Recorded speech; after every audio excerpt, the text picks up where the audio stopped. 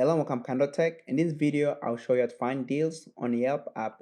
But before I begin, I would like to let you know that this video is brought to you by Amazon Prime. If you shop on Amazon, you can save a lot of money by getting Amazon Prime subscription. If you want to learn more about how you can save all this money, click on the Amazon Prime subscription trial link. You can find this link in the video description. Now let's get back to the video. Like I said, I'll show you how to find deals on the Yelp app. We'll start by opening up your Yelp app. So once you open up your Yelp app, you can arrive on this main screen right here. Look all on the bottom right hand corner where it says more. Tap on more. Then you can arrive on this main screen right here. So once you arrive here, look on where it says deals and offer. As you see right there, deals and offer. Make sure to tap on that.